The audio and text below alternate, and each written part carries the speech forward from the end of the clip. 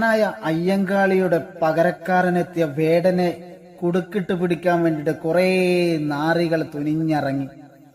ആ നാറികൾ സ്വയം നാറിക്കൊണ്ടിരിക്കുകയാണ്. എന്റെ മക്കളെ, എന്താ ഇതിനൊക്കെ പറയാ?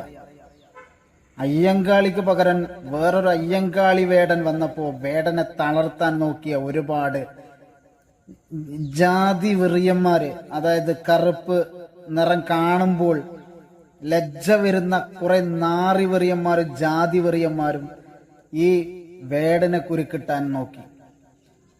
കാരണം വേടനാണ് ഇപ്പോ പട്ടികജാതിയിൽ പട്ടികവർഗ ദളിതരായ ഒരു ആള് കേറി വന്നപ്പോൾ ഒരിക്കലും അവൻ കേറരുത് എന്ന് വിചാരിച്ച് തളർത്താൻ നോക്കിയവരെ ഒരുപാട് ജാതി വെറിയന്മാരും കളറ് വെറിയന്മാരും ഉണ്ട്. കറുപ്പ് ലജ്ജയാണത്രേ, ലജ്ജ. പോടം നാറികളെ, ഇതിനൊക്കെ ആദാ മറുപടി പറയാം. ബലാത്സംഗ കേസില് ഇപ്പോ വേടനെതിരെ ഒരുപാട് ആൾക്കാർ തുനിഞ്ഞിറങ്ങി.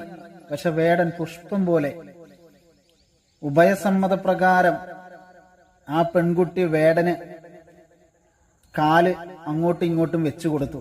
വേടൻ അത് ചെയ്തു. എന്നിട്ട് 2 വർഷങ്ങൾക്ക് ശേഷം അത് ബലാത്സംഗമാണ് എന്ന് പറഞ്ഞിട്ട് വന്നു. സമ്മതത്തോടു കൂടി കൊടുക്കുന്നത് ബലാത്സംഗമാവില്ല എന്ന് കോടതിയും പറഞ്ഞു. അങ്ങനെ വേടനെ അറസ്റ്റ് ചെയ്യണ്ടെന്ന് കോടതി അങ്ങോട്ട് തീരുമാനിച്ചു. എന്താടോ ഇനി?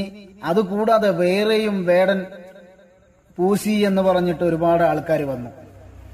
അവരോട് ചോദിച്ച ചോദ്യമാണ്, നിങ്ങളൊക്കെ സമ്മതത്തോടു കൂടിയിട്ടല്ലേ വേടനെ കൊടുത്തത് എന്നുള്ളത്. അപ്പോ അവർക്ക് മറുപടിയില്ല. പിന്നെ എങ്ങനെ അത് ബലാത്സംഗമാകും എന്നാണ് കോടതി ചോദിച്ചത്. അപ്പോ ഇതിന്റെ മൂട്ടിൽ തീയിട്ടിങ്ങനെ ചൂടാക്കി ഒരുപാട് ആളുകൾ ഇങ്ങനെ വന്ന് ആ വന്ന ആളുകളൊക്കെ ആ തീ നേരെ തിരിച്ച് ബാക്കിലേക്ക് തിരികേണ്ട ഗതി വന്നു. ഇനി ഒരിക്കലും വേടനെ തളർത്താനോ അല്ലെങ്കിൽ ദളിതന്മാരെ തളർത്താനോ ഒന്നും നിങ്ങളായിട്ടില്ല മക്കളെ. എന്തായാലും നമ്മളെ നാട്ടിലും ഒരുപാട് ആൾക്കാരെ ഇതുപോലെ ഒന്ന് ശരിയാക്കി എടുക്കാനുണ്ട്. അപ്പൊ അതിനുള്ള പണിയൊക്കെ ഞങ്ങൾ ഇവിടെ തുടങ്ങിയിട്ടുണ്ട്. ദളിതന്മാരും പട്ടികജാതിക്കാരും ഈ താന്ന ജാതിക്കാരെ ഇന്ന് തലയിൽ നിങ്ങൾ കയറാനായിട്ടില്ല. ഇനി അങ്ങോട്ട് കയറും വേണ്ട. ഞങ്ങൾക്കും അതിനായിട്ടുള്ള ബലങ്ങളൊക്കെ ഉണ്ട്. അപ്പൊ ഒരിക്കലും വേടനെ തുരത്താനൊന്നും നിങ്ങൾ ആയിട്ടില്ല. ഇനി ഒരു പുട്ടും വേവില്ല. അപ്പോ വേടൻ കി ജയ്.